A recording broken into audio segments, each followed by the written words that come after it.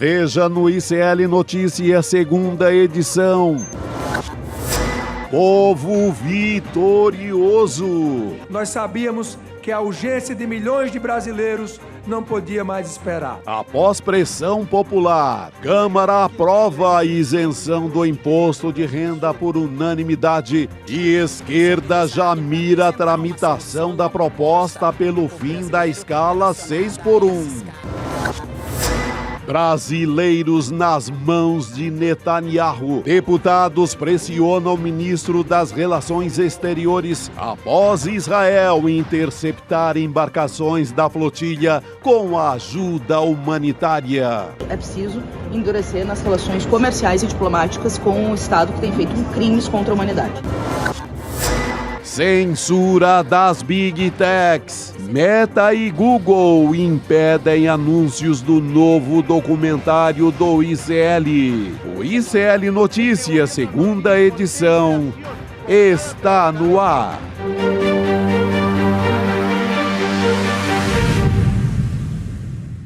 Olá, boa tarde. Seja muito bem-vindo, seja muito bem-vinda. O ICL Notícias, segunda edição, está começando. Já estamos ao vivo nos canais do Instituto Conhecimento Liberta, Eduardo Moreira, no canal da Voz Trabalhadora no YouTube. Também boa tarde para você que nos ouve pela Web Rádio São João, em Quixadá, no Ceará, e na Rádio Cultural, na região da cidade de Torres, no Rio Grande do Sul. Esse dia 2 de outubro de 2025, em que vamos falar sobre a aprovação na Câmara dos Deputados da isenção do imposto de renda para quem ganha até R$5 mil por mês. É um dos assuntos do dia. Já estou ao lado de Juliano Medeiros e Chico Sá, meus parceiros dessa quinta-feira. Opa, finalmente uma grande notícia para o Brasil, né? Começamos com boa notícia. Sim, tem alguns espectadores que sentem falta de boa notícia. Hoje temos, fiquem por aí com a gente. Começando outubro com esperança de dias melhores, outros outubros virão, como diria o grande Milton Nascimento. Que bom, né? Que bom que abrimos outubro assim. Nenhum deputado, ousou se contra essa medida. Todo mundo com medo, porque pegou muito mal aquela brincadeira lá da PEC da bandidagem. Correu todo mundo virou santo. Não, pelo amor de Deus, vamos ajudar a classe trabalhadora. 493 votos a favor, nenhum contra, só que tem os 18 deputados que não compareceram também à votação. Exato. É importante dizer. Esses aí querem marcar para o público deles, aquele público que tudo que for ligado ao Lula, eles vão para o outro lado. Então eu creio que esses 18 são kamikazes. Que arriscaram a próxima eleição com essa medida, com essa ausência, né? Isso aí. Então, a aprovação do projeto de lei que ainda precisa passar pelo Senado. A gente vai falar a respeito disso. Daqui a pouquinho chega a deputada federal Camila Jara, do PT, para conversar com a gente também. E, bom, acho que a grande notícia é que a promessa de campanha, talvez a maior bandeira do governo Lula, deste governo Lula, ganhou força. E a pressão veio das ruas. Então, acho que tem vários parlamentares agora tentando tirar cada um pedacinho, mas essa aprovação veio daí.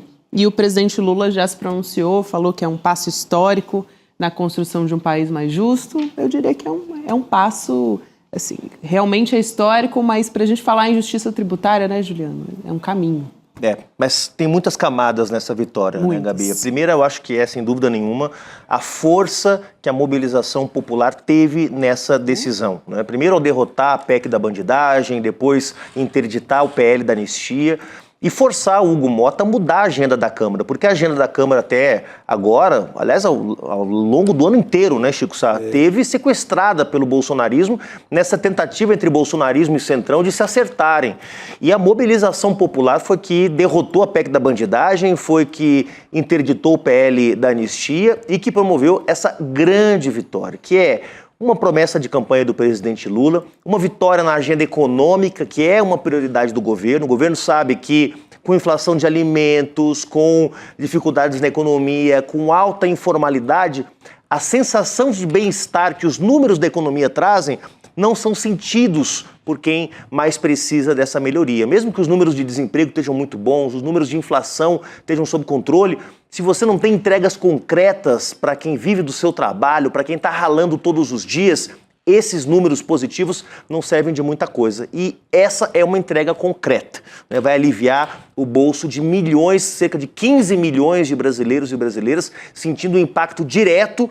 E quem vai pagar a conta? Essa era uma outra disputa que estava em curso. 141, mais ou menos, mil super ricos no Brasil. Houve uma manobra, houve uma tentativa, aliás, ou mais de uma, né? Várias sugestões de emenda do bolsonarismo para livrar os super ricos de contribuírem com a sua parte, tentando jogar a conta no colo do governo, tentando forçar cortes na educação, na saúde, mas felizmente o relatório com a taxação de 10% para aqueles que ganham mais de 50 mil reais por mês ficou no relatório, que é também uma grande vitória. Vitória porque ajuda os mais pobres e vitória porque mostra que esse país tem que começar a taxar imposto de bilionário, o que foi uma promessa de campanha.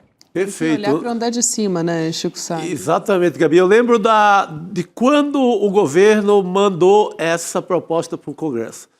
Lembra o que aconteceu? Um Deus nos acuda. O dólar correu ali para quase 6, a bolsa caiu e a Faria Lima gritou: apocalipse, apocalipse. Como toda mudança social, né, Como toda Chico? mudança social. E assim, acabou, o ajuste fiscal foi pro buraco, porque não acreditavam que pudesse ser tirado de quem ganha mais, dos super ricos. Então, foi o Deus nos acuda. O país paga naquela semana pela queda da Bolsa e agora é aprovado. Isso mostra que a cada apocalipse desse cantado pela Faria Lima, pelos banqueiros, o Brasil perde dinheiro à toa. Que não são reais, são crises que não são reais, que podem ser resolvidas como foi resolvido ontem no Congresso. E o impacto, como disse desde o início o ministro Fernando Haddad, impacto neutro nas contas públicas. Ou seja, a proposta desde o início era não tirar nenhum centavo dos programas sociais, do financiamento do Estado, das políticas públicas, né? Fazer uma compensação, tornando o sistema mais justo. E foi muito importante o debate essa semana, porque além de discutir quem paga a conta, se discutiu a atualização da tabela do imposto de renda, se discutiu por que o Brasil não cobra lucros e dividendos, ou seja, houve um debate mais global na sociedade brasileira sobre o nosso sistema tributário, e isso foi muito positivo. Que, aliás, era uma emenda, no fim das contas acabou entrando no texto final, passando essa responsabilidade, vamos dizer assim, para o governo. Daqui a pouco a gente vai explicar melhor esse trecho. Muito bom. Eu quero só trazer aqui uma fala do presidente Lula nas redes sociais, comemorando, claro, a aprovação da isenção do imposto de renda. Ele diz o seguinte, a gente vai colocar aqui na tela também, para vocês poderem acompanhar. A aprovação da isenção do imposto de renda, por unanimidade na Câmara, corrige uma grande injustiça com trabalhadoras e trabalhadores brasileiros. Entre 2016 e 2022, a faixa de isenção não teve nenhum reajuste. Ele está falando dos governos Michel Temer e Bolsonaro, tá, gente? Vou falar baixinho aqui. Ano a ano, milhões de brasileiros passaram a pagar cada vez mais imposto de renda sem ter ganho real em seu salário, pois o salário mínimo também ficou congelado. Então, vamos já entrar nesse dispositivo, Juliano, porque você puxou esse fio condutor aqui, eu acho que vale muito a pena. Porque essa redação final do projeto entrou essa articulação ali, que foram dos deputados Pedro Campos e Tabata Amaral. Eles colocaram nessa reta final um dispositivo que obriga o governo a definir as regras para atualizar essa tabela do imposto de renda periodicamente, isso ano a ano, né? Esse é o período de ajuste. É uma vitória também, tinha sido proposta como emenda, mas o Arthur Lira ele acabou aprovando só 3 emendas, né, das mais de 100 que foram propostas ali. Mas entrou de alguma maneira no texto final desse projeto, o que é importante. E, claro, ainda vai passar pelo Senado, mas esses pontos eu acho que são cruciais e não vejo muita abertura para entrarem com muitas manobras no Senado, até porque foi o Senado que pressionou a Câmara a acabar pautando realmente a isenção, né, Juliana? Não sei se você enxerga de uma outra maneira. Não é isso. Por que os governos, em geral, não atualizam, não têm uma política de atualização da tabela do imposto de renda? Porque eles não têm economistas? Porque eles não têm auditores fiscais? Porque eles não têm quem faça a conta? Não, gente. Porque enquanto eles não atualizam a tabela, isso vale para todos os governos. Enquanto eles não atualizam a tabela, eles mantêm mais gente na base de arrecadação. Gente que não devia estar pagando imposto e que segue pagando porque a tabela está desatualizada. O imposto de renda é um entre muitos impostos que o Brasil tem. Agora houve uma reforma tributária, vai unificar em apenas 2 impostos sobre o consumo e vão se manter alguns impostos sobre operação financeira, sobre produção industrial, e o imposto de renda segue existindo. Mas vai haver uma simplificação do sistema tributário, né? E essa correção, da forma como foi proposta nessa emenda, Gabi, ela meio que obriga ou garante, ou poderia garantir, né? Tem tanta coisa que se aprova nesse país e que infelizmente não sai do papel. Está na Constituição de 88 a taxação sobre grandes fortunas. Nunca foi regulamentada essa medida que é constitucional. Por quê? Porque se delegou ao governo e ao Congresso a regulamentação. Nesse caso, o Congresso está delegando ao governo a regulamentação de uma política de atualização automática da tabela do imposto de renda. Isso talvez seja o mais progressivo que possa ter sido produzido nesse debate. Porque com isso não vai ser uma decisão do governo mais quando que atualiza, quando não atualiza. Né? Vai ter que ser uma política permanente, assim como é a política de valorização do salário mínimo, assim como, né, são gatilhos mais ou menos automáticos que são incorporados. Então, nesse caso, garantir a correção da tabela do imposto de renda é hoje o principal mecanismo para garantir justiça tributária, para que a tabela vá acompanhando o crescimento real da renda no Brasil, cobrando sempre de quem tem mais e aliviando a vida de quem tem menos. Importantíssimo. Tem uma coisa também, um ganho político nessa aprovação da isenção, que é o Lula, desde o começo do governo, ficou com uma imagem, por conta de uma campanha permanente da oposição, de um governo taxador, o governo do imposto. Bom ponto, Chico, eu não tinha ouvido isso ainda. O governo sai dessa condição agora. É o governo, pelo contrário, que isenta. Então, tem um ganho político ainda que a gente não percebeu ainda, que vai ser maior do que a gente imagina. Não dá mais para acusar de um governo de taxar, de ficar com essa brincadeirinha, um governo que isenta desse tanto de gente ao mesmo tempo. Um mar de gente. De cara, 10 milhões de pessoas serão beneficiadas. Então, cai por terra, né, vai por saco essa ideia de um governo taxador, um governo do imposto. E importante também o setor que vai ser beneficiado, né? Claro. Porque o governo do presidente Lula tem números, sobretudo positivos, entre quem vive com até um salário mínimo, né? São pessoas que são beneficiárias de políticas sociais, trabalhadores informais, ou seja, quem está na base da pirâmide. Essa medida vai pegar o primeiro andar seguinte, digamos assim, né? Quando a gente fala, usando aí os termos do IBGE, né? Classes A, B, C, D e E. A classe E, que são os que vivem com a menor renda, que são beneficiados diretamente pelas políticas do governo, BPC, Bolsa Família e outros, costuma ser a base mais fiel do presidente Lula. Essa medida ataca diretamente a chamada classe D, né? Que são trabalhadores também, né?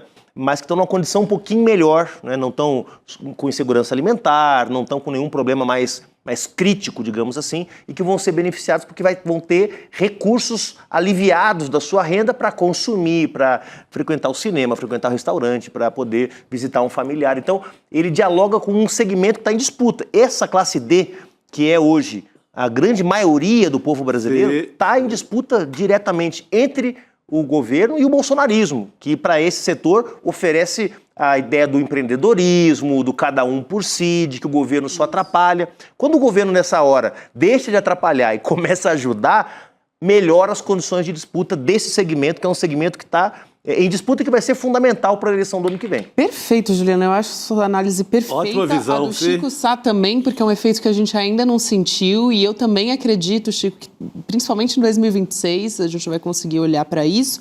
E consolidou isso de uma maneira na cabeça do eleitor para 2026, que eu acho muito importante, porque foi o assunto das ruas. Isso ter vindo das ruas, esse movimento, também fez com que a população entendesse exatamente o que estava em jogo ali.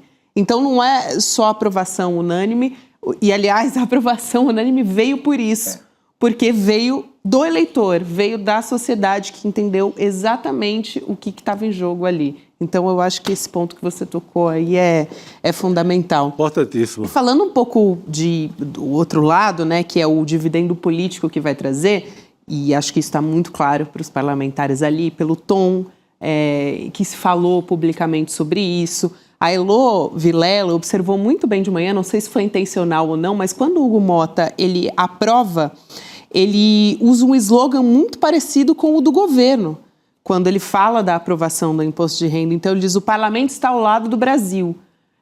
Que, com esse novo slogan e, ao mesmo tempo, contrapondo com aquela linguagem das redes sociais, o Congresso inimigo do povo. Eu acho que tem essas duas frentes aí.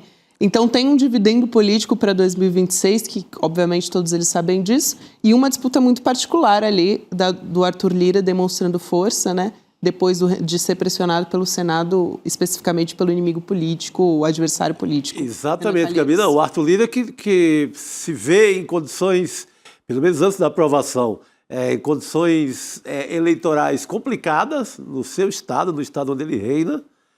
Isso já foi um dado ali que eu acho que ajudou, pelo menos no ânimo dele. Ele rolou muito ainda para votar essa medida. Mas eu acho que essa conjunção ali de rua, Congresso na lona em termos de imagem, 70% do povo brasileiro reprovando o Congresso, o bafo ali no cangote da manifestação, o Arthur Lira, o Ciro Nogueira, esse povo todo péssimo em performance eleitoral nas suas bases. Ele juntou tudo isso e deu nesse placar, nessa unanimidade que ninguém esperava, né? Agora eu queria ressaltar esse aspecto das ruas, aqui falando aqui na câmera 3, para você que é militante de esquerda e que quando tem uma mobilização de rua, fica em dúvida, fica inseguro, ai meu Deus, junho de 2013, ai meu Deus, vamos perder o controle, pessoal.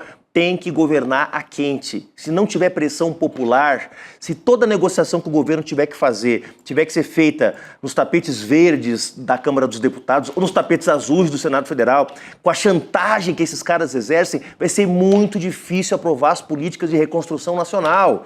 Então tem que ter pressão popular, tem que ter gente na rua.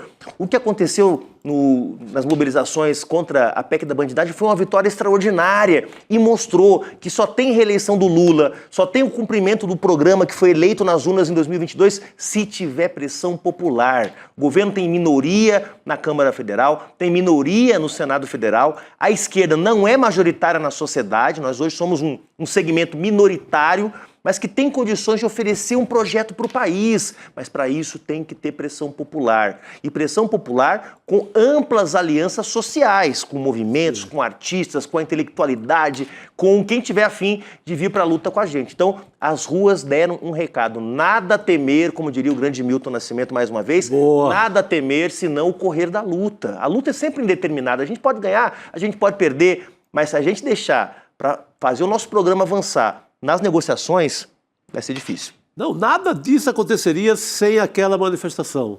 Nada. É isso. Até porque, como disse o Chico, quando se colocou essa pauta, como o governo apresentou, foi um pandemônio. Foi, não, bolsa caindo, foi um fim de mundo. Como... E era tudo mentira. Então, vê como o mercado funciona, né? Faz um caos de uma história que era irreal. Já estava lá na proposta do governo que não ia tirar das despesas, da grana de despesas normais do governo, que seria desse segmento que ganha mais, desse segmento dos super ricos. Já estava lá. Mesmo assim, você tem uma bolsa de valores, um mercado que cobra aquele preço naquela hora. Baseado na imaginação. Baseado na imaginação de banqueiro. Vão quebrar o Brasil, vão tirar do tesouro, vão tirar dos cofres, vão deixar o Brasil quebrado. Não era nada disso.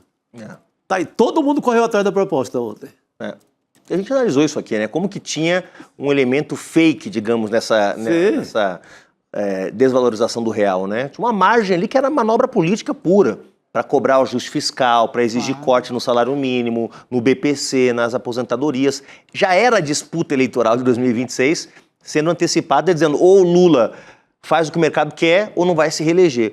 O presidente tinha a opção de fazer o que o mercado queria, mas na verdade foi para o combate, e o combate está garantindo uma vitória, pelo menos momentânea, né? Tem muita água para passar debaixo da ponte até a eleição. Mas como a gente disse, o caminho que foi aberto... Foi aberto, gente. Está mais do que evidente de que jogar na retranca, jogar na defensiva não é o nosso jogo. E acho que o Senado não está disposto também a comprar essa briga, pelo menos... Até porque o Senado já estava mais... O Senado já estava pré-sintonizado com o governo. Isso. A Câmara que estava fora do eixo ali, né? Foi o Senado que colocou a Câmara no eixo exatamente. também, né? Foi a pressão que veio ali por parte do Renan Calheiros. Muito bem, a gente vai voltar a falar sobre isso, porque esse é o grande assunto do dia. Também, se isso abre um caminho para outras pautas que são importantes para a sociedade, né? Ou se essa vai ser a grande marca do governo, ou se de repente a gente pode aqui falar de escala 6x1. Daqui a pouquinho a gente vai falar sobre tudo isso também, gente. A gente vai agora tratar de um outro assunto aqui também. Vamos falar do documentário do ICL, mais especificamente da campanha de promoção nas redes do documentário, né, que é o Vai pra Argentina Carajo. Aliás, daqui a pouco você também faz a sua inscrição aí. Esse documentário ele vai ser lançado na semana que vem, na próxima quinta-feira, e a promoção nas redes foi prejudicada por uma decisão das plataformas digitais que pararam de veicular os anúncios sobre o filme. O que é isso? A gente está com as manchetes aqui na nossa tela também. Esse anúncio ele foi encaminhado para ser veiculado na categoria entretenimento. Só que a Meta e o Google não permitiram utilizar essa categoria, desabilitando a veiculação do anúncio do documentário, que é um processo, né? Vamos ver o que a Meta disse sobre o conteúdo. Tem aí a análise 1, erro.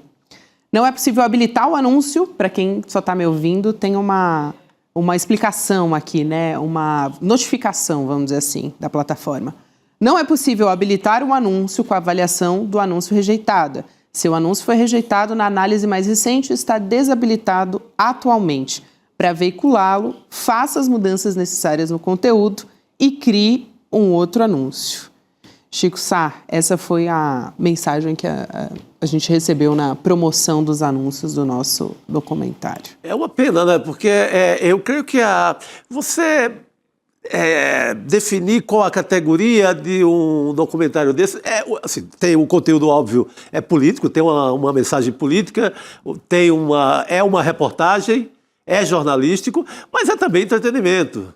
Não é? Questiono aqui como é feita essa escolha. Você pode pegar qualquer documentário da Netflix, por exemplo, ela é jornalística e ela é também entretenimento. Não é obrigatoriamente que você vá ver comendo pipoca, mas é entretenimento. Ela é bem colocada em qualquer uma dessas duas categorias. Eu não compreendo isso. Como é que você julga que um documentário desse não é também entretenimento? Como esses processos são feitos. Sabe, é uma coisa delicada ali, mas se eu produzo, eu digo que é entretenimento, eu classifico como entretenimento. Será que eles viram todo o conteúdo do documentário? Não. Então, eu acho que dá muito bem para classificar como entretenimento e como política. A questão é a completa falta de transparência, né? A gente não sabe quais são os critérios que essas plataformas usam. Elas, na verdade, querem tirar o dinheiro de quem está anunciando e não deixam claro qual conteúdo pode ou não pode ser efetivamente veiculado, né? Quer dizer, mais uma vez, volta o debate da importância da regulamentação, do controle social sobre essas plataformas, né? Lembrar que elas não são a arena pública, o debate democrático, elas são empresas privadas que querem lucrar, né, e a gente precisa saber, né, o que está acontecendo, porque é absolutamente injustificável que um documentário produzido por uma plataforma como o ICL, que tem feito conteúdos absolutamente fundamentais para debater o Brasil e o mundo, educativos, concursos, quer dizer, que haja qualquer tipo de bloqueio por parte da Meta. Vamos ver se a Meta vai bloquear o conteúdo do Brasil Paralelo. Vamos ver se a Meta vai bloquear o conteúdo da Revista Oeste, dos veículos da extrema-direita. Você tocou num ponto importantíssimo. A Brasil Paralelo tem um documentário inteiramente mentiroso, tentando derrubar a Lei Maria da Penha. Que só caiu depois que a Justiça... né, depois de decisão da Justiça. Então, esses critérios... Exato. Por que o documentário do ICL, da Juliana e do Eduardo Moreira sobre Cuba entra nessa categoria e esse, porque pega o Javier Milei, não entra? Exato. Seria legal, né? Esse debate é muito bom, assim, para a gente ter transparência sobre o que é que pode veicular, o que é que não pode.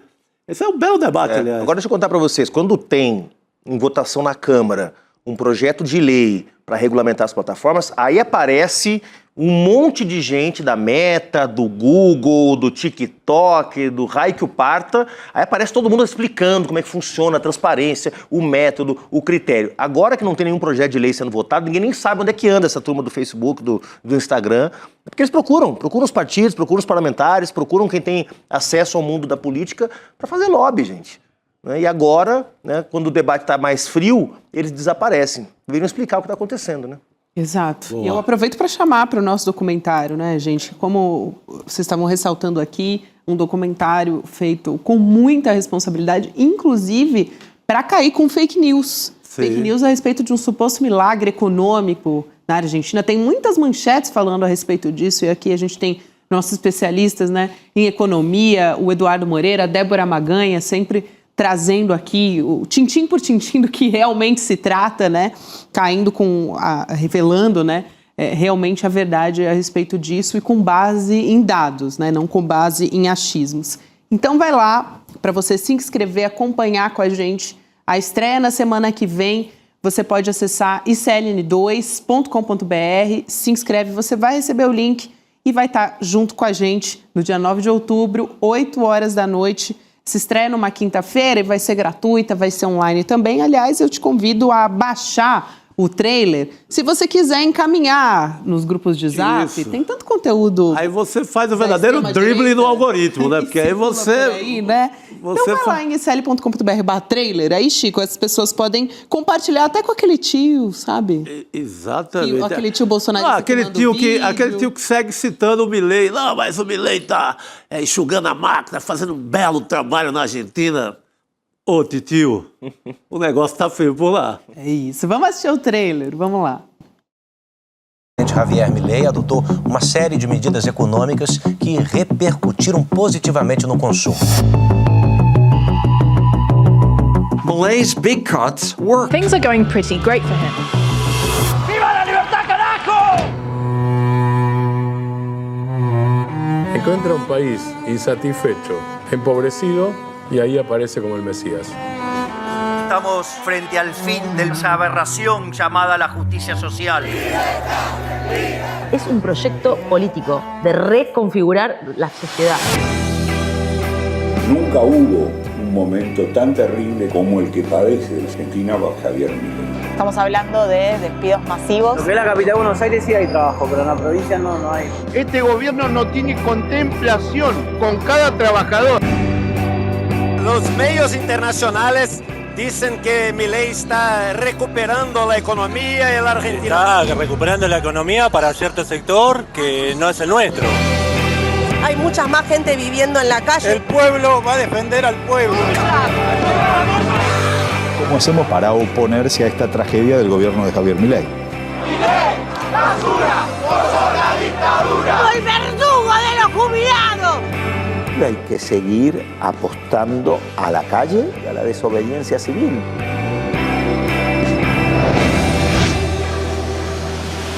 Aí, então, um gostinho do que você vai acompanhar na nossa estreia já, quinta-feira que vem, no dia 9 de outubro. Vem com a gente, vai em icln2.com.br, deixa o seu e-mail que você vai ser avisado que o documentário está começando. Vamos voltar o nosso olhar para o internacional também. Eu falei que a gente tem muita notícia por aqui. Abrimos com uma notícia boa para o nosso cenário nacional, lá em Brasília, trazendo boas novas para a gente. Mas agora a gente vai olhar para o nosso cenário internacional, mais especificamente para Israel anunciando que vai deportar os ativistas da Flotilha Global Sumud de volta para a Europa, depois eles terem sido interceptados pelas forças militares israelenses, porque, de acordo com elas, né, com as forças militares, elas tentaram furar o bloqueio à faixa de Gaza. A gente está vendo a manchete, aliás, vamos colocar aqui na nossa tela também, é do nosso site, iclnoticias.com.br, e o governo também se pronunciou nas nossas redes sociais, aí a manchete, Israel dizendo que vai deportar os ativistas da flotilha humanitária.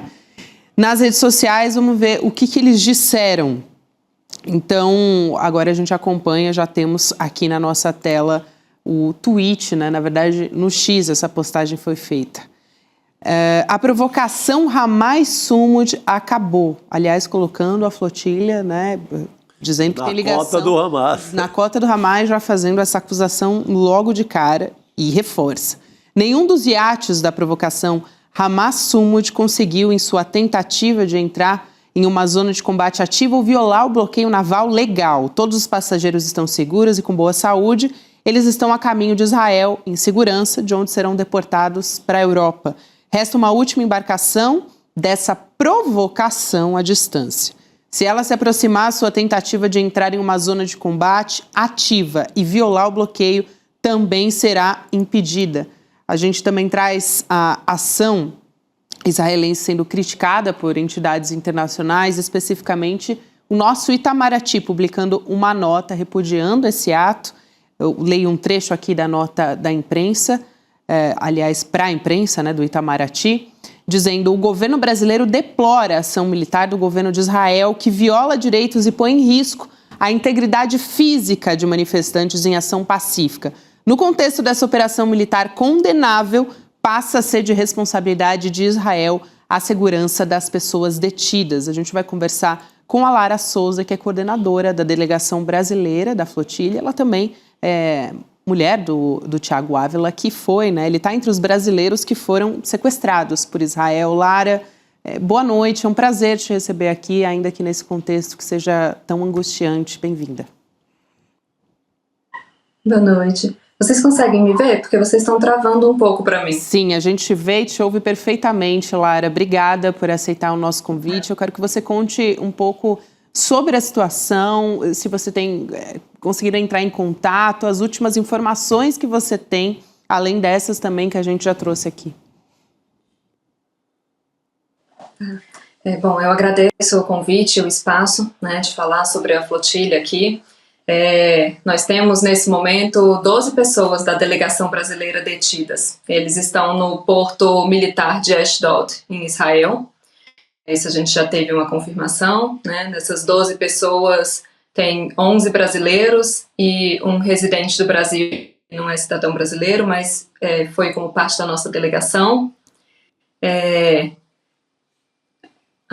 Acho que caiu. A gente teve uma interrupção aqui no contato com a internet da Lara, a gente já vai resolver e volta a conversar com ela. Na verdade, a gente estava entendendo a Lara, mas a imagem que deu uma congelada. Mas ela dizia aqui que são 12 pessoas da delegação brasileira, 12 pessoas que estão detidas ali na região, né, de Israel. E depois a gente vai atualizar essas informações junto com a Lara Souza também. O Thiago Ávila, ele tem postado conteúdos nas redes sociais, né? Tô falando do Thiago Ávila porque ela é coordenadora e o Thiago também é um dos coordenadores do lado de lá, né? Que estava embarcado nessa flotilha até ela ser interceptada, né, Chico? E ao todo Israel deteve 400 pessoas do mundo inteiro que estavam a caminho de Gaza. E as reações assim, teve Itamaraty aqui, a própria Câmara, até admirei o Hugo Mota pela primeira vez na vida, teve uma reação até digna, né, quando ele reclama por conta da detenção da deputada Luiziane Lins, do PT do Ceará, que está também entre uma dessas 12 pessoas citadas agora. E a gente teve também, Juliano, imagens que foram enviadas aqui. Ontem a gente mostrou imagens de lá da flotilha, enfim, diversas denúncias. Temos também imagens que foram enviadas pelo ex-ministro, atual membro da Comissão da ONU, Paulo Vanucci. Ele está em Genebra e ele saiu do prédio da ONU e encontrou as ruas desse jeito que a gente está vendo aqui na tela. As ruas estão tomadas por manifestantes protestando contra esse ataque de Israel à flotilha também. Então, diversas pessoas nas ruas, né, levantando bandeiras da Palestina também, e outras cidades também estão nessa situação. É que a gente traz essas imagens aqui, mas a gente tem atos em diversos países do mundo também pela causa palestina, que a gente está vendo aqui as imagens, Juliano. E lembrando, flotilha era uma ação humanitária para levar medicamentos, próteses e alimentos proteicos. Essas embarcações elas foram abertas à imprensa antes de sair do porto em Barcelona. As pessoas a imprensa pôde verificar o que tinha lá dentro, ou seja, não eram... portanto, essa ideia de Hamas, não tem nada a ver uma coisa com a outra. Dentro dessas 400 pessoas que o Chico Sá mencionou, a gente tem vários brasileiros, tem a presidente do PSOL do Rio Grande do Sul, a Gabriela Tolotti, tem uma vereadora de Campinas, a Mariana Conte, tem o Thiago Ávila, Tava a Giovana, uma jornalista também, que deixou agora faz uns 2 ou 3 dias a flotilha, mas fez todo o percurso até lá. Nós temos a Ada Colau, ex-prefeito de Barcelona, Mariana Mortágua, deputada do Bloco de Esquerda em Portugal, vários deputados da França insubmissa, vários eurodeputados, artistas, jornalistas. O El País está cobrindo lá de dentro, com o jornalista. Então, assim, a ideia de... será que ele é do Hamas também? Essa coisa do Hamas é a coisa, realmente, Israel perdeu completamente a vergonha de mentir, de criar essa fanfic de que tudo agora que questiona Israel é o Hamas, né? E aqui, nesse caso da flotilha, informações mais do que suficientes de que o caráter dessa missão era humanitária. Claro, a Lara Souza está de volta aqui com a gente. Lara, se puder retomar, a gente ouviu aqui que 12 pessoas continuam detidas em Israel, pessoas da delegação brasileira especificamente, porque a gente tem centenas de pessoas ao redor do mundo, né, que estavam na flotilha. Se você puder continuar, por favor. Bom, nós temos 12 pessoas da delegação que estão detidas em Israel e temos 2 pessoas que ainda estão desaparecidas. A gente não tem o contato, o João Aguiar e o Miguel de Castro, né? São 2 participantes da nossa delegação que a gente perdeu o contato ontem à noite, no horário do Brasil. Não conseguiu mais nenhuma forma de comunicação. Israel interceptou, né, todas as formas de comunicação entre os barcos, das câmeras, dos rastreadores que a gente tinha, né? E a gente não conseguiu mais nenhum contato com eles e também não teve a confirmação de que eles estão no porto de Ashdod, né? Israel também não permitiu que a embaixada brasileira entrasse para prestar apoio consular, só falou que eles poderiam entrar amanhã, que poderão encontrar os brasileiros amanhã, mas hoje eles não conseguiram ter acesso. E os advogados, né, nós temos advogados da flotilha que já estavam lá no porto aguardando a chegada deles, tentaram entrar também, inicialmente não foram autorizados. Quando os advogados ficaram sabendo que já estavam sendo conduzidos em interrogatórios, eles pressionaram e conseguiram uma autorização para entrar, né, porque os participantes estavam sendo passando por um interrogatório inicial sem nenhum apoio consular nem jurídico. Então, essa é a nossa situação atual, né? Nós temos os 12 integrantes da delegação brasileira que já estão ilegalmente detidos no porto militar de Ashdod, 2 participantes que nós estamos dando notícias sobre o paradeiro deles, aguardando, né? O Itamaraty já fez um novo pedido de que as autoridades israelenses confirmem onde eles estão, se eles estão no porto ou se houve algum ataque, algum barco afundado, que Israel nega que aconteceu, mas enfim, buscando saber o paradeiro desses 2 participantes e por enquanto nós não tivemos nenhum meio de contato, né? Não podemos falar com nenhum dos brasileiros, nem com nenhum dos outros integrantes que estão detidos no porto. Lara, boa noite, antes de mais nada. Nossa solidariedade aqui contigo, com todo mundo que está participando diretamente dessa importante ação humanitária.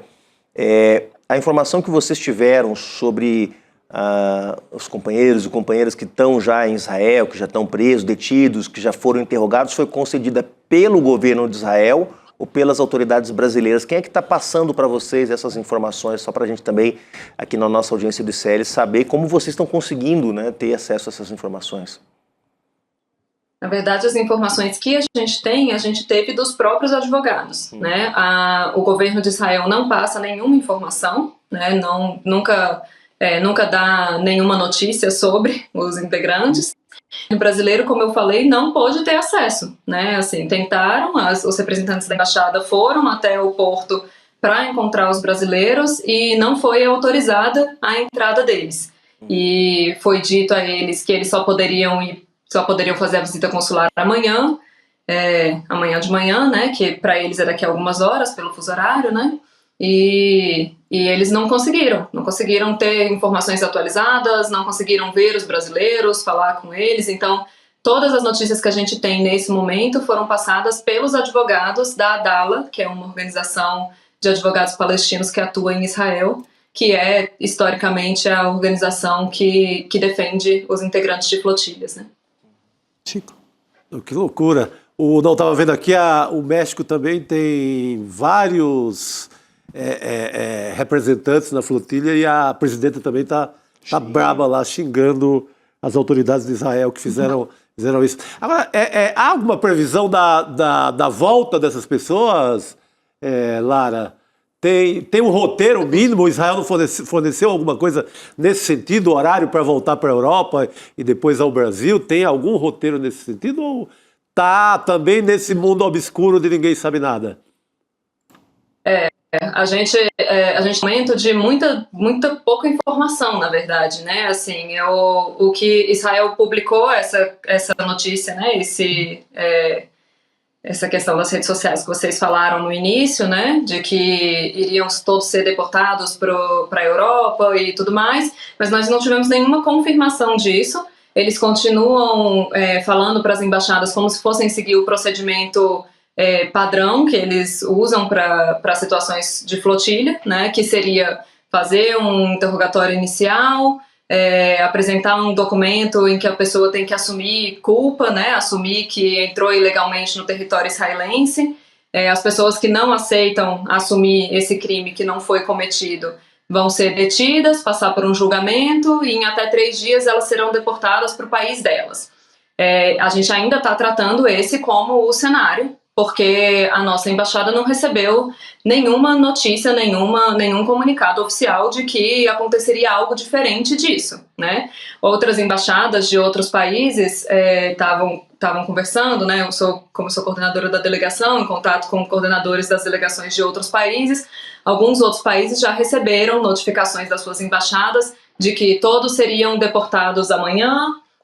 Outros receberam a notícia de que seriam deportados só na segunda-feira, porque eles estão no meio de um feriado e depois é final de semana, ou seja, eles estão passando informações diferentes para as embaixadas e publicaram uma outra informação que, na verdade, nem faz sentido, né? Porque não faz sentido deportar as pessoas para um país que não é o delas, né?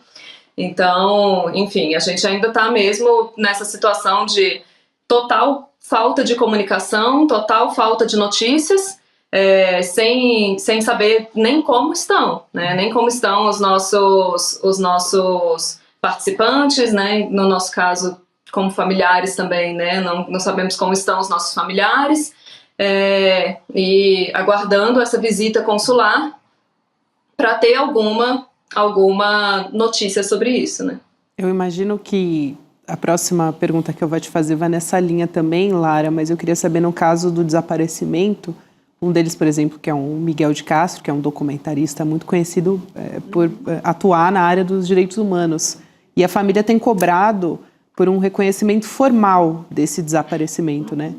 Isso foi feito, isso está em processo, e de que maneira que isso pode ser feito também, né? Eu imagino que vocês estejam em contato, vocês familiares, e também por essa relação com o Itamaraty, que também tem tentado entrar em contato com Israel, meio que sem respostas. Então, eu imagino que vocês estejam tateando nesse sentido, mas para a gente entender melhor como é que está esse cenário também.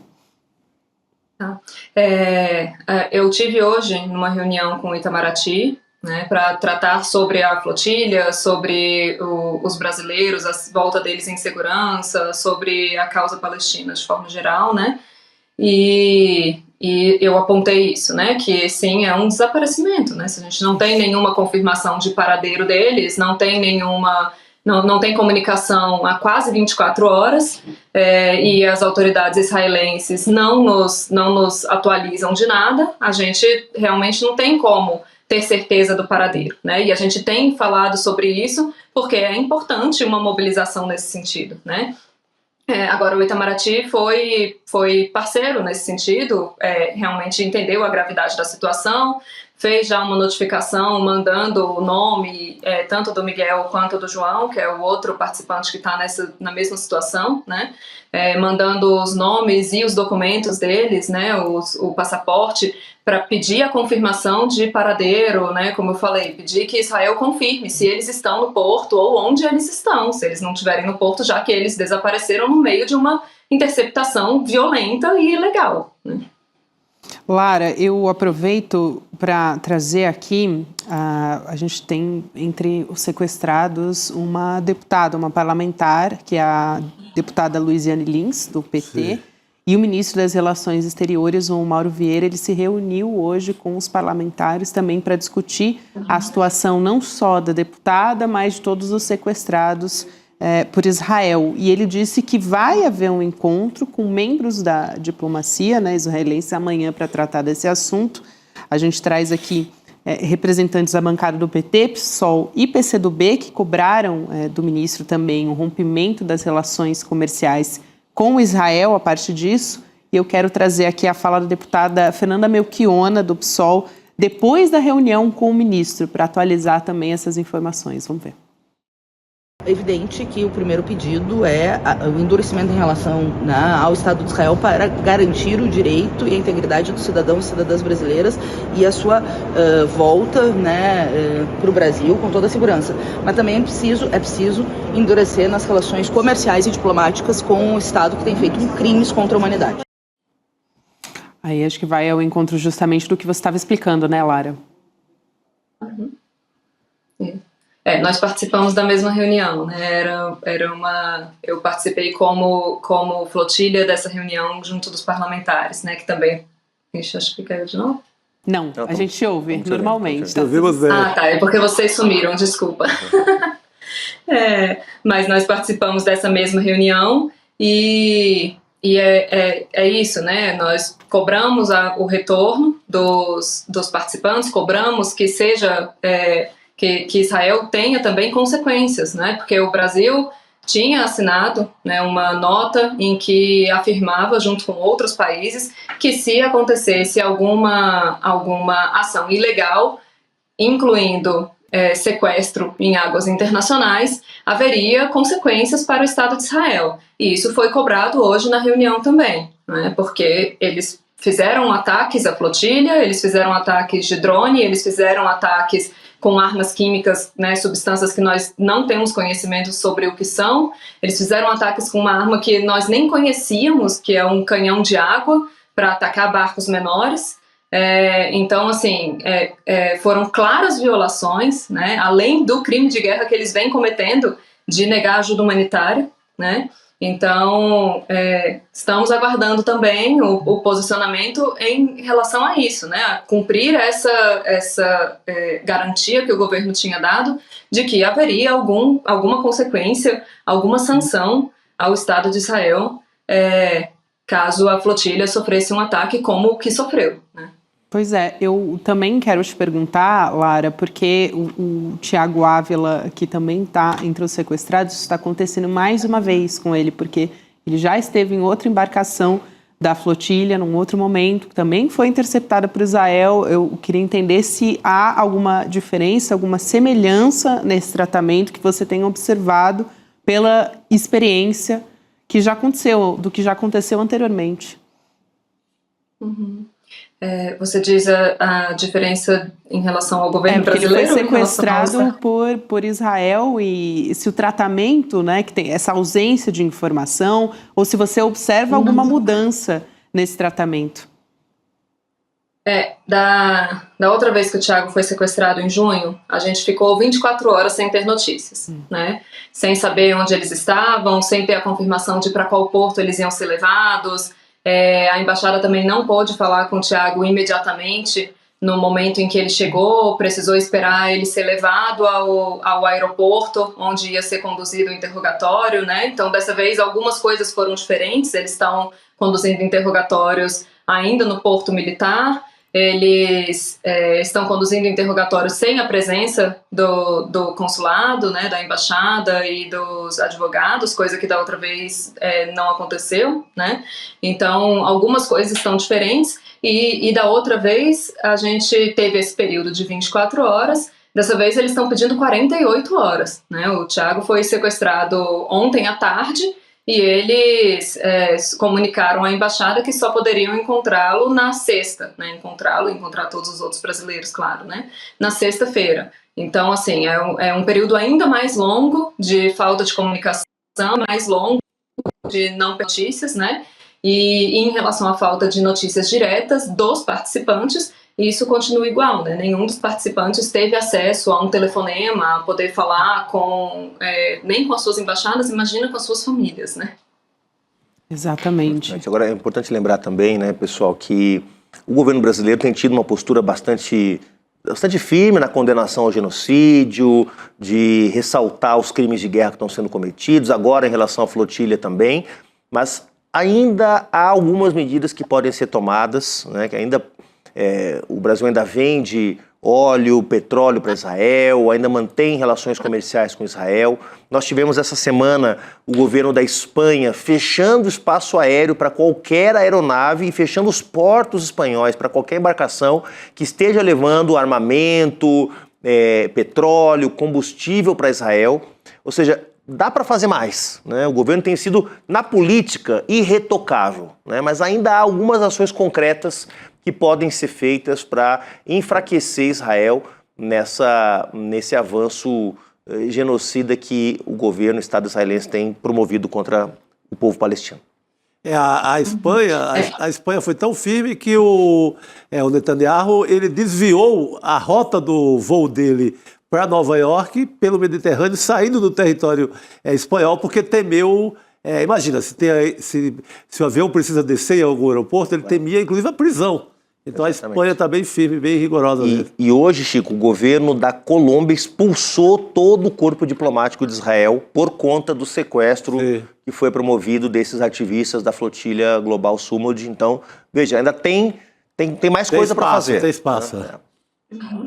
Isso. Essa é uma das nossas demandas enquanto delegação, inclusive, né? Quando eu coloquei hoje na reunião essa expectativa de o que eles vão fazer concretamente, né? Assinaram essa nota garantindo que haveria sanções e o que eles farão, então, né? Quais serão essas sanções, quais serão essas consequências diante da violação, mais uma violação que Israel cometeu, e a gente também trouxe a questão da ruptura de relações, pelo menos ruptura de relações comerciais, não é? Como foi colocado aqui. A gente está vendendo petróleo, a gente está financiando um genocídio, né? E uma das nossas demandas enquanto delegação brasileira é esse rompimento de relações. É dizer que o genocídio do povo palestino só vai acabar e Israel precisa ser parado por outras nações, sendo isolado economicamente, sofrendo, não é? Sofrendo consequências reais dos governos do mundo. É isso. Quero muito agradecer a sua presença aqui, Lara, e mais uma vez a nossa solidariedade diante de toda essa situação, e a gente vai voltar a conversar também conforme esses processos forem avançando. Muito obrigada pela sua presença aqui. Obrigada pelo espaço. Boa noite. A Lara Souza, que é coordenadora da delegação brasileira do Global Summit Flotilha. E a gente volta a olhar aqui para o nosso cenário brasileiro também. Daqui a pouco a gente vai falar sobre essa aprovação da isenção do imposto de renda. Aliás, eu comentava aqui sobre abrir espaço para outras pautas. Essa é uma das perguntas aqui que eu queria trazer para a nossa mesa redonda também, discutir com vocês sobre essa mobilização. A gente falou sobre a mobilização que pressionou a Câmara dos Deputados a aprovar esse projeto. Tem a mobilização que vem acontecendo também em torno da escala 6x1, né? Desde julho a gente vem acompanhando também movimentos. Aliás, muito acontece assim, de forma concomitante. A gente tinha muita gente falando de taxar os super ricos, ao mesmo tempo que a gente viu bandeiras ali da escala 6x1. Elas estavam andando juntas nas ruas. Para quem foi nas manifestações, viu muito isso, né? Eu vi muito isso. Então, a gente tem entidades sindicais, estudantis, partidos também de esquerda, movimentos populares lançando um plebiscito, que é um plebiscito por um país mais justo, que é justamente esse mote, foi um abaixo-assinado, teve milhões de assinaturas, né? 1,5 milhão, para ser mais específica, de assinaturas, e isso foi entregue ao Hugo Mota, presidente da Câmara dos Deputados. Eu queria um pouco essa visão aqui, essa análise de vocês, se isso tem também chão para aprovar depois que se abriu o caminho com a isenção do IR. Acho que sim, né, Gabi? O que ficou claro agora é que a pressão popular pode promover conquistas, né, se houver aí uma articulação entre governo, movimentos sociais, partidos políticos, né? 1,5 milhão de assinaturas, elas foram entregues para o Hugo Mota, também foram entregues, houve uma reunião com o presidente Lula no dia de ontem, entre os movimentos sociais também, que entregaram um resultado, né, digamos assim, desse plebiscito. O plebiscito não acabou ainda, se você quiser votar, dá para votar ainda online. As urnas não estão mais abertas, mas você pode votar online até o final do mês de outubro, né? Mais de 1,5 milhão de assinaturas já foram entregues. É uma pauta mais difícil, né, porque não tem consenso no governo. No governo havia consenso sobre a reforma do imposto de renda. No caso do fim da escala 6x1, o presidente Lula já se manifestou favoravelmente, mas há aí alguma tensão ainda com alguns setores do governo. É uma pauta um pouco mais difícil, né, mas que também pode avançar, né? O que nós vimos aí foi que essa mobilização popular das últimas semanas mostrou que é possível alcançar essa e outras conquistas, tá? E essa é importante, porque o fim da escala 6x1 não estava entre as propostas do presidente Lula na eleição de 2022, embora ele historicamente tenha defendido a redução da jornada de trabalho sem redução salarial. Essa é uma bandeira histórica da CUT, do PT, do próprio presidente Lula, da esquerda como um todo, mas isso não estava entre as propostas de governo do presidente, de modo que se isso fosse conquistado, seria uma conquista do movimento social, das centrais sindicais, dos partidos, que inclusive fazendo pressão sobre o próprio governo, alcançaria essa vitória. O próprio ministro do Trabalho chegou em algum momento a dar uma vacilada. Agora é que ele deu uma mudada, sim, mas ele também ficava com o pé atrás. Então, mas foi muito forte nas manifestações do Brasil inteiro.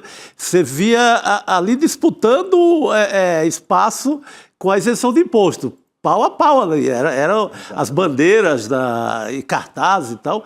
E o que mobilizou de gente para ir lá era ali empate técnico com a turma da isenção, estava colado. O Lula ter se posicionado importantíssimo, mas é um jogo bem mais difícil.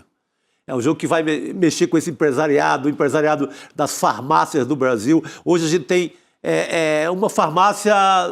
Eu ia falar uma a cada esquina, hoje a gente tem duas a cada esquina. É o Oxo, uma farmácia, o Oxo. O Oxo, uma farmácia, o Oxo. Então está tomado de farmácia. Esse setor é um setor muito explorador da mão de obra. As pessoas trabalham até se acabar ali na 6x1. O lojista, shopping. Então a briga é maior, mas é possível. A rua já mostrou que sim. E em alguns casos pega, claro, estamos falando da grande rede de atacadistas, né, que obviamente exploram. Nós temos o caso da rede Zafari no Rio Grande do Sul, que chegou a ser constatado a escala 10 por 1, 10 dias de trabalho por 1 de folga, uma loucura, uma coisa completamente desumana, mas tem o pequeno varejo também. Quer dizer, é onde a margem de lucro do dono da lojinha de calçado, do dono do mercadinho, às vezes empregando um familiar, um parente. É o que torna mais delicado a discussão. É o que torna mais delicado, né? Mas preciso enfrentar, porque avanços civilizatórios precisam se enfrentar, inclusive práticas que são tomadas como normais, naturais, né? Não são desumanas, não é uma prática desumana, mas... Realmente o movimento Vida Além do Trabalho, VAT, mostrou que deteriora muito a qualidade de vida trabalhar nessa quantidade de dias por semana, né? E acho que é absolutamente legítimo e justo. Pode avançar esse tema como outros que estão na pauta do governo. É isso. Chico Sá, vou te liberar mais cedo hoje, meu querido. Olha, muito obrigado. Vez isso acontece, hein? Eu vou ficar fazer vou agora para Macapá. Muito bem. Folia Literária, estamos lá amanhã, 4h. Apareçam. Vai fazer falta nessa mesa, mas a gente vai esquentar a cadeira para você. Vamos tentar. Querida, muito obrigado. Tá liberado. Opa, liberado sem jurubeba. Sem jurubeba. Tá perigoso. Você vai tomar, sabe o quê? Uma jurupinga, que é a bebida do Amapá, jurupinga, e a gengibirra. Gengibirra. Olha, quem tá aí, gengibirra. É essa aí. Bebida Amapá. Tá liberado. Valeu, queridos. Obrado. Valeu, Chico. Apenas bebidas seguras. Bebidas seguras. Cuidado aí com o metanol. Não, cuidado do metanol. Tô. É isso aí, isso aí. Boa viagem, Chico. Até mais, querido. A gente segue falando ainda de outras pautas. A gente está falando sobre discussões que são importantes, né, para a sociedade. Ontem, no Supremo Tribunal Federal, essa foi uma das nossas discussões aqui na mesa redonda do N2.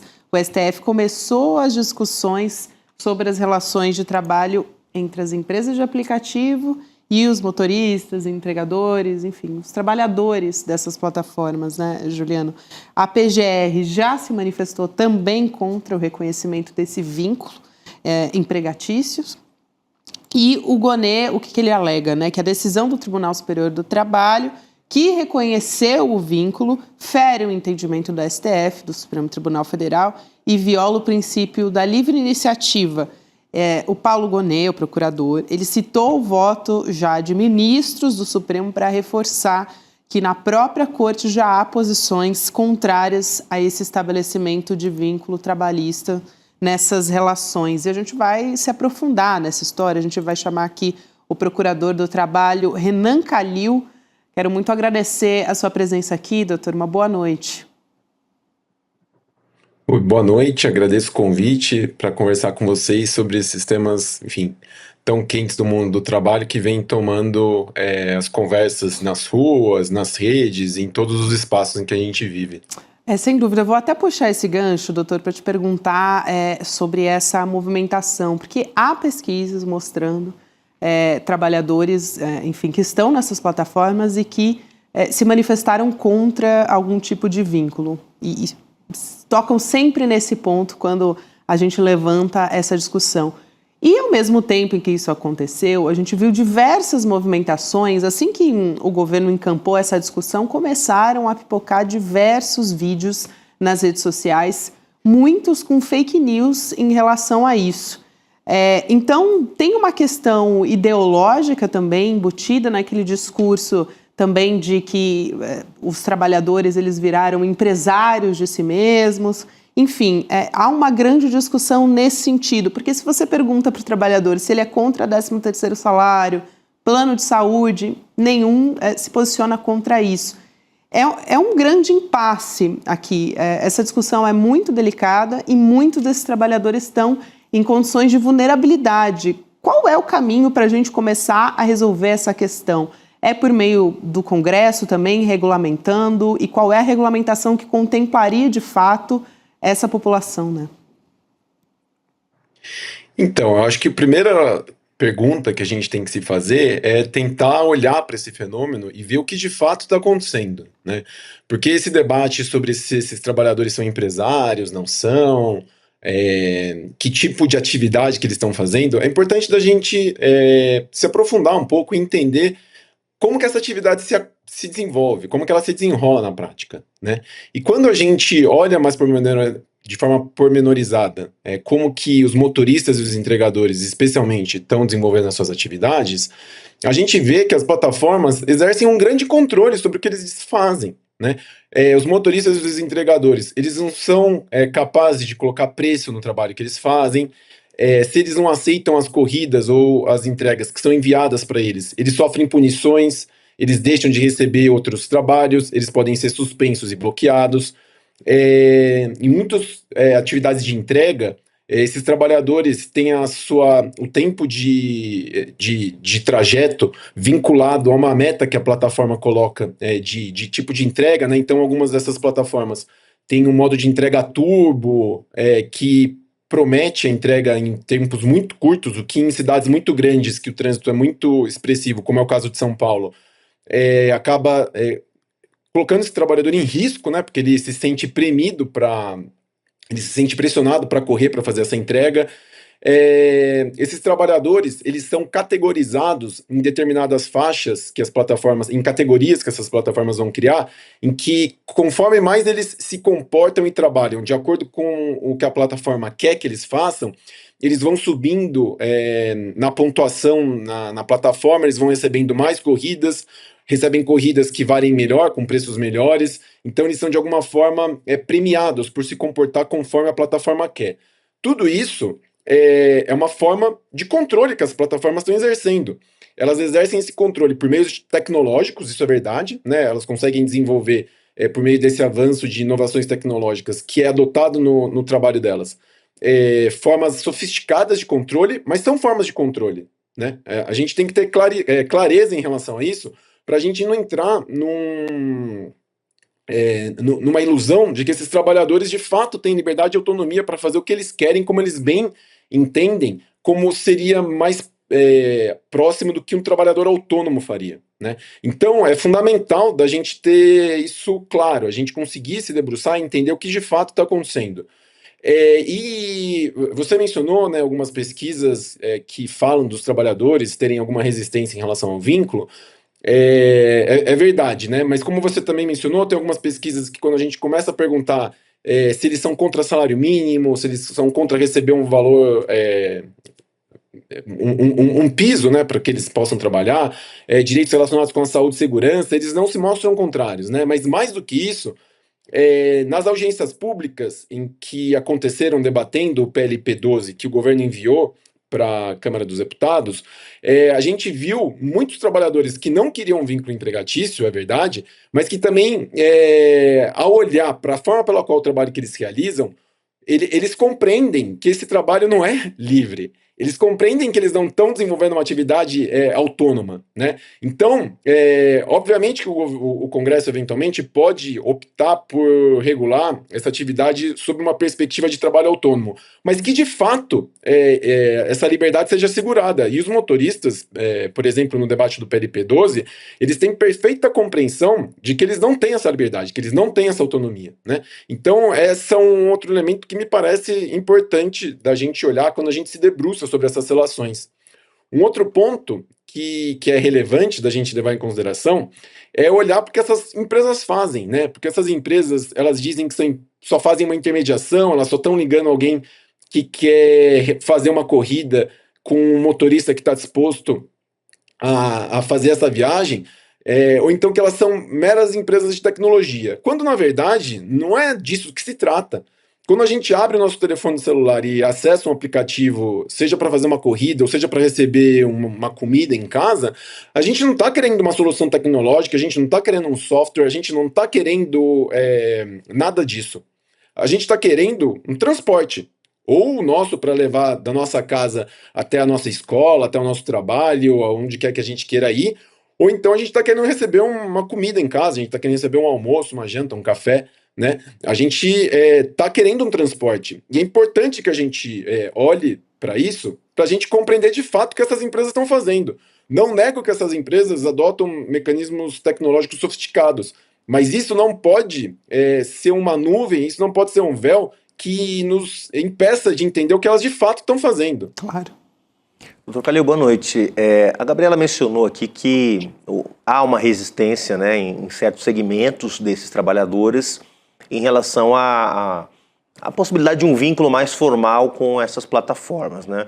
O governo enviou um projeto de lei para o Congresso Nacional, esse Congresso teve apoio em parte da categoria, foi criticado em parte desses trabalhadores também, mas há demandas concretas. Eu queria que você mencionasse, assim, bem concretamente, quais são as demandas daqueles setores, seja de mototaxistas ou motoboys, seja de motoristas por aplicativo, seja de outros serviços que existem, demandas concretas que aqueles setores que conseguiram minimamente algum nível de organização política, para não dizer sindical, porque há um esforço também de formação dos sindicatos dessa categoria, mas quais são hoje as demandas concretas, né, que esses setores estão demandando, né, para além do reconhecimento do vínculo, que alguns querem, outros não, mas há demandas concretas para além desse debate, né? Exato, e me parece que a melhor forma de responder a tua pergunta é olhando para o break dos apps que aconteceu agora no final de março e início de abril desse ano, né? Quando a gente olha para a pauta de reivindicação, a primeira e a mais bem acabada que está ali é uma taxa mínima maior do que as empresas estão praticando hoje em dia, né? E isso gerou um consenso entre os entregadores, né? Isso fez com que eles conseguissem se mobilizar, conseguissem fazer várias paralisações expressivas em várias cidades do Brasil. E isso ecoou, inclusive, no legislativo, né? Existe um PL que vem sendo chamado pelos trabalhadores de PL dos breques, que foi uma iniciativa que o deputado Guilherme Boulos apresentou, foi uma iniciativa do deputado Guilherme Boulos, mas vários deputados de distintas orientações políticas subscreveram esse projeto, que está tramitando no Congresso Nacional e que tenta colocar dentro de uma proposta, dentro de um projeto de lei, todas essas demandas que foram objeto, né, que foram pauta de reivindicação no Break dos Apps desse ano, mas que vem constando nas manifestações desses trabalhadores há muitos anos, né? E daí eu me recordo aqui do Break dos Apps de julho de 2020, né, que bem no meio da pandemia milhares de entregadores tomaram as ruas do Brasil para chamar atenção pelo fato de que eles eram considerados pelo governo federal como trabalhadores essenciais, porém eram trabalhadores que não tinham nenhum direito reconhecido, e a partir dessa manifestação, que trazia também na sua pauta a remuneração mínima, mas também entrega de equipamentos de proteção para eles não se contaminarem pela Covid-19, e também a redução dos bloqueios e das suspensões arbitrárias que eles invariavelmente são alvos no dia a dia deles, e que torna a atividade deles muito insegura do ponto de vista se eles vão conseguir continuar trabalhando no dia seguinte, né? Mas isso estava na pauta de reivindicação desses trabalhadores, e é a partir daí, né, a partir do break de 2020, que esses trabalhadores entram e conseguem colocar as suas demandas no debate público, né? E a partir daí que a gente vê uma expansão significativa e um ressoar, né, dessas demandas desses trabalhadores em toda a sociedade. Eu quero também trazer uma questão aqui, Juliano e também doutor Renan, que a gente tem esse fenômeno da uberização e da gamificação, o doutor citou também, sobre como eles utilizam mais de uma plataforma.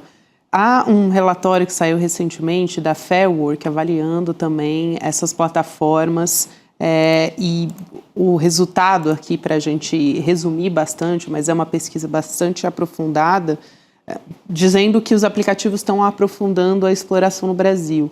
E ali tem um dispositivo que eu acho que é inédito, falando sobre como essas plataformas elas estão criando suas próprias agências financeiras. Então, além de esses trabalhadores eles estarem em condição de vulnerabilidade e tem que fazer empréstimos, são as plataformas, né, que acabam oferecendo esses valores, né, disponibilizando crédito para esses trabalhadores também. Então, parece que vira uma bola de neve ali também. Eu queria saber como é que o senhor está observando esse fenômeno acontecer.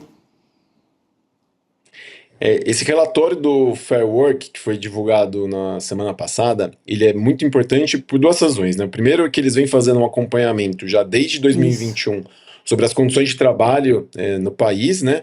E as notas que as plataformas vêm recebendo, as que estão operando no Brasil e as mais famosas, né? As que têm maior mercado, são notas extremamente baixas, né? Desde que o relatório começou a ser realizado, nenhuma plataforma recebeu nota maior do que 2. Né? E isso numa escala de 0 a 10, quando o que elas estão olhando são condições mínimas de trabalho. Né? Uma plataforma receber um ponto, não é que ela está cumprindo de forma satisfatória todos os direitos e está oferecendo condições muito boas. É que ela estaria fazendo o mínimo. Né? E daí esse relatório ele olha para várias questões sobre transparência, remuneração justa, representação dos trabalhadores, a forma pela qual eles conseguem levar suas demandas à frente, né? Então, a gente já teve 3 edições desse relatório que mostram que, de fato, né, a precarização ela é uma nota muito característica e permanente do trabalho em plataforma digital no Brasil. Mas o que chama atenção, e como você bem mencionou, né, parece que a gente está entrando numa nova fronteira da exploração do trabalho nas plataformas digitais e está chegando num novo patamar de precarização, porque esse relatório de fato ele demonstra que os trabalhadores estão começando a passar por processos de endividamento expressivos, e isso acaba colocando eles num ciclo de dificuldade de sair, inclusive, da própria plataforma digital, né? Porque se esses trabalhadores começam a contrair dívidas com os braços financeiros dessas empresas para poderem realizar o seu trabalho, seja para pagar uma parcela da moto, seja para conseguir pagar o combustível que, enfim, vem aumentando de preço e o valor da tarifa não acompanha esse aumento de preço de combustível, né? Então, se os trabalhadores passam a contrair dívidas com essas empresas e começam a ter dificuldade de pagar, eles vão procurar trabalhar cada vez mais, de forma mais intensa, em mais horas, para tentar quitar essas dívidas, né? E isso faz com que eles entrem num ciclo de trabalho permanente para tentar saldar essas dívidas que é preocupante, né? porque, inclusive, essa tão propalada liberdade que esses trabalhadores teriam, me parece que essa é mais uma demonstração de que não é bem assim que as coisas estão se dando na prática, né? Então, o relatório ele é muito importante porque joga a luz sobre esse aspecto que até então não estava tão presente, né, no debate público que vem sendo realizado sobre as condições de trabalho em plataforma digital no Brasil. Eu quero muito agradecer aqui a sua presença, Dr. Renan Calil, e a gente vai continuar acompanhando esse tema, não só no Judiciário, mas também no Congresso Nacional. O Dr. Renan Calil, que é procurador do trabalho, também coordenador nacional de combate às fraudes nas relações de trabalho. Muito obrigada, um prazer e um abraço. Até uma próxima. Obrigado, eu fico à disposição. Obrigado. E a gente segue por aqui também, Juliano, falando de outras pautas que são importantes. Aqui, a gente de olho nos desdobramentos dentro do governo federal também. O presidente Lula está avaliando a possibilidade de fazer uma reforma ministerial. A gente já falou tantas vezes disso aqui, né? Tantas vezes. Mas o objetivo seria reorganizar o governo para as eleições de 2026. Então, a gente vem observando conversas nos bastidores do presidente do Lula com aliados e o Lula está admitindo a intenção de substituir os ministros que vão concorrer nas eleições do ano que vem, 2026, antes daquele prazo, né, que é o prazo final de desincompatibilização. É um palavrão aqui, né? Mas é um momento em que passa atualmente o Lula, né, também os aliados estão enxergando como uma oportunidade, de repente, de ampliar aliança regional, enfim, com partidos até do centro. Tem muito aliado olhando por esse caminho e queria a sua avaliação nesse sentido. Ainda mais um momento como esse, que a gente teve esse avanço no Congresso, com todos os parlamentares votando a favor dessa proposta. A verdade é que o governo do presidente Lula não fez uma reforma ministerial digna desse nome nesses Sem 2 dúvida. anos e 10 meses, né? E aparentemente vai fazer exatamente no limite do necessário, que vai ser exatamente quando esse prazo da desincompatibilização ele estoura, que é 4 de abril, né, de 2026. Então, se calcula, Gabi, que pode chegar a 12 ministros ou presidentes de autarquia, né, que vão estar aí saindo para concorrer, a deputado, a senador, a governador, né? Então, forçosamente, em abril vai haver, sim ou sim, uma grande reforma ministerial. Agora, acho um pouco ilusório a ideia de que antecipar essa reforma para o final desse ano, por exemplo, pode permitir ao governo forjar alianças sólidas, por uma razão muito simples. Boa parte das lideranças regionais do Centrão vão esperar até o último minuto para poder decidir se embarcam na canoa do presidente Lula ou se vão na canoa de um candidato Centrão ou de mesmo de um bolsonarista, né? Então, Porque a gente teve um anúncio de desembarque bastante acabou recente, de ter, né? de 2 partidos muito grandes, né?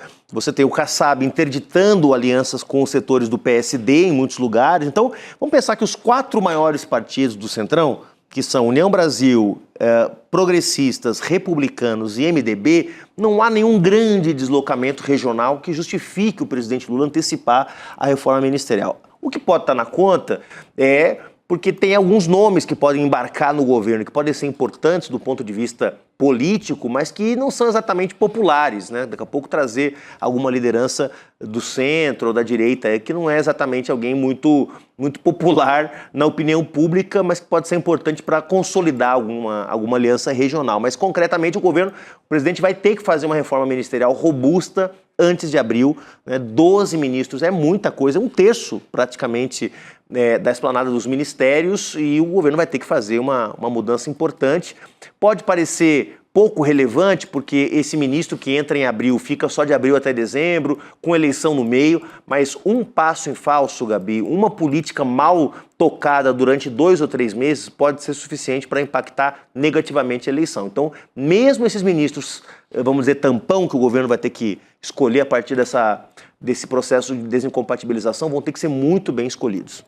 É isso, né? Até porque muito tem se falado, a gente já falou sobre isso muito aqui, sobre uma possível entrada do Guilherme Boulos na Secretaria-Geral da Presidência. Tem esse ultimato que a gente já falou aqui sobre a União Brasil e o PP, né? Que tem os seus filiados em cargos ainda do governo. A gente só teve a saída de um ministro, né? Então, tudo isso acaba também movimentando, não pressionando, mas acaba impulsionando, de certa maneira, talvez uma antecipação de uma reforma ministerial. Mas tem uma resistência também por parte de algum desses ministros, né? Isso também já saiu nos bastidores, essa antecipação. E para além disso, né, Gabi, a gente falou aqui dos partidos como se eles fossem blocos coesos, né? Como se tirar um cara do MDB ou do PSD e isso impactasse na relação. Não é bem assim que funciona, né?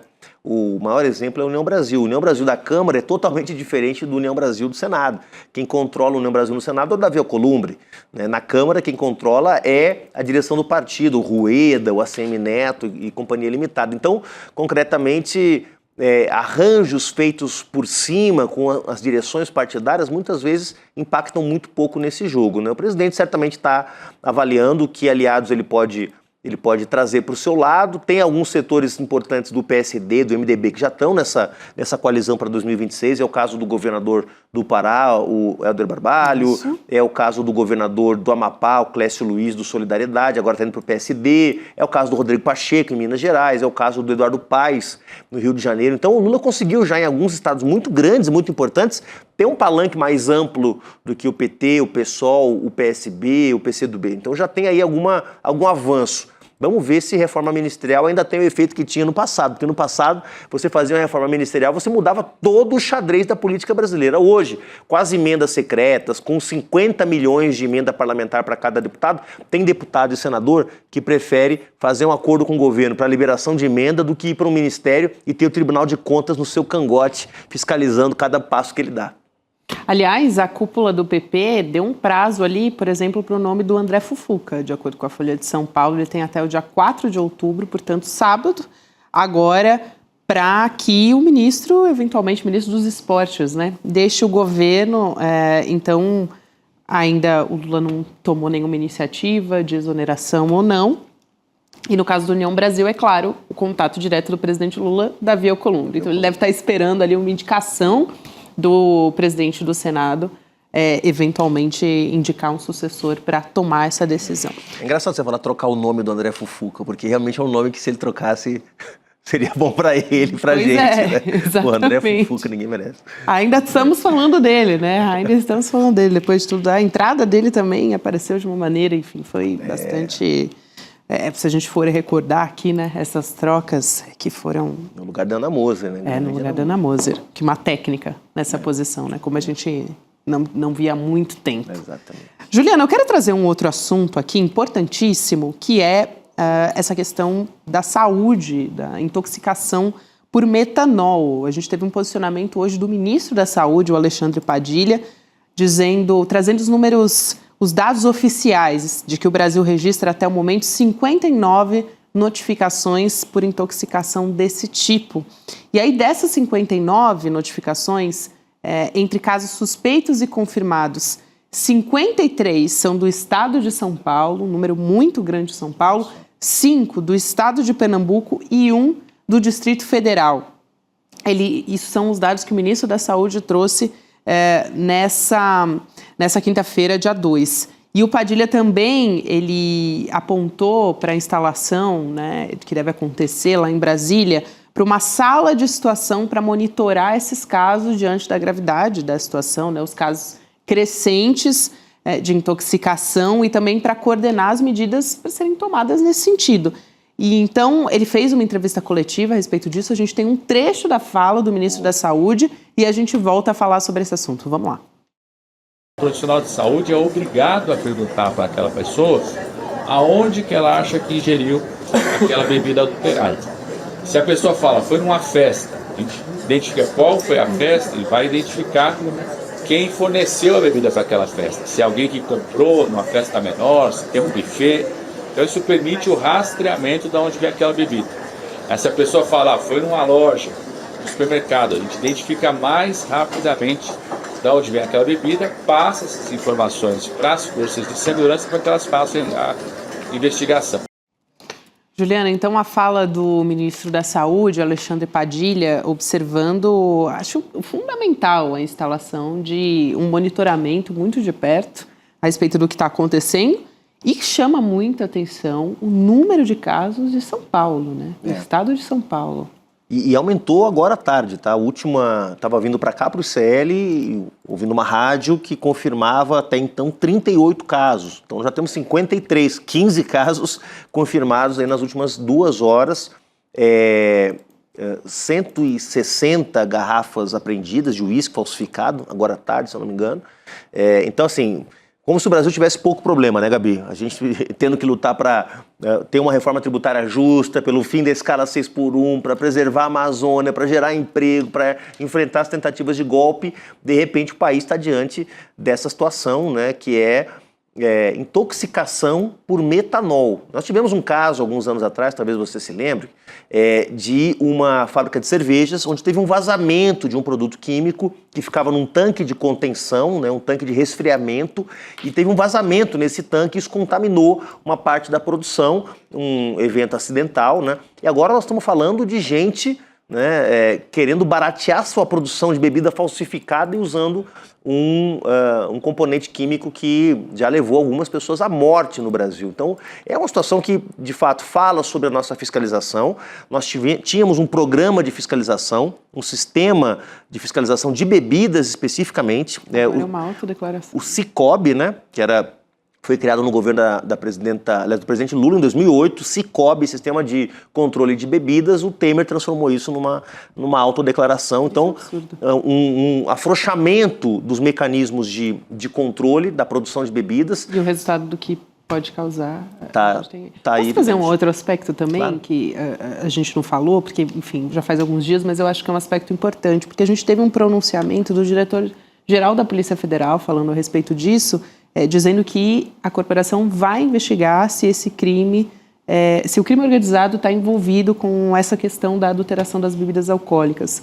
E automaticamente, praticamente logo depois, o governo do Tarcísio, ele disse que não, descartou essa possibilidade. Quer dizer, antes da Polícia Federal dar o seu parecer sobre uma investigação. Claro, está com medo, porque agora o Brasil todo está sabendo a força que tem o PCC em São Paulo. E uma das hipóteses, Gabi, é justamente que o metanol que era usado para adulterar combustíveis nos postos controlados pelo PCC, com o maior rigor da fiscalização desses postos de gasolina, tenha sido desviado esse produto para adulterar as bebidas. Então, pode ser que não tenha sido o PCC diretamente, mas pode ser uma consequência da maior fiscalização que as operações, veja bem, da Polícia Federal. Não são fiscalizações da Polícia Civil do governador Tarcísio de Freitas, não, tá?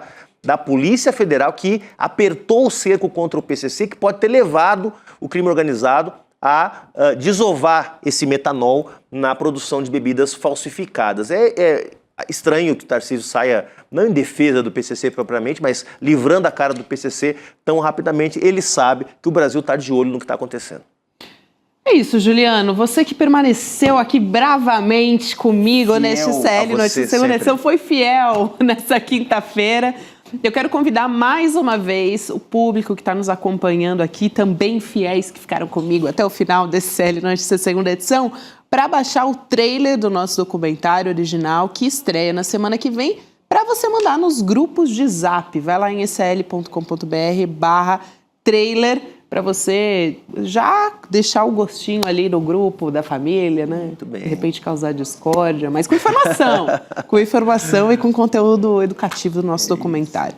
Vamos nessa? Vamos nessa e prestar nossa quase sexta, homenagem ao grande Milton Nascimento. Amanhã voltaremos com esse tema aqui no ICL. Eu não vou estar aqui, vou estar numa viagem de trabalho, mas deixar aqui nosso abraço a todos os fanáticos como eu por Milton Nascimento, para mim o maior compositor da música brasileira. É isso, a sorte de viver no mesmo tempo que Milton Nascimento. Que sorte a nossa. Obrigada por ter lembrado. Obrigado. Vamos nessa. Até amanhã, pessoal. Boa noite a todos. Viva la libertad, carajo! Esse era o grito de guerra de Javier Milei para seus apoiadores. Um rugido de um anarcocapitalista de personalidade instável e autoritária, mas que para milhões de argentinos significou perder direitos, perder emprego, perder rendas, perder futuro. Eduardo Moreira foi então à Argentina investigar o que a mídia não mostra. E aí vem Vai pra Argentina, carajo! A verdade que precisa ser contada. É um filme continuação do premiado Vá para Cuba, Eduardo, que é sucesso internacional do ICL. A estreia de Vai pra Argentina, carajo, vai ser dia 9 de outubro, quinta-feira, às 8 da noite. Se eu fosse você, eu não perderia por nada. E é de graça. Até lá. Cine Liberta, um programa de cinema do ICL que abre as portas para um acervo com mais de 200 documentários nacionais e internacionais reconhecidos mundialmente. Toda sexta-feira, às 7 da noite, selecionamos um documentário especial para você. Histórias que emocionam, revelam e transformam a forma de como vemos o mundo. Depois da sessão, nós vamos receber convidados especiais para comentar o filme e discutir os pontos de cada obra. Cine Liberta, toda sexta às 7 da noite, em nossos canais do YouTube. E para mergulhar no catálogo completo, acesse o ICL+.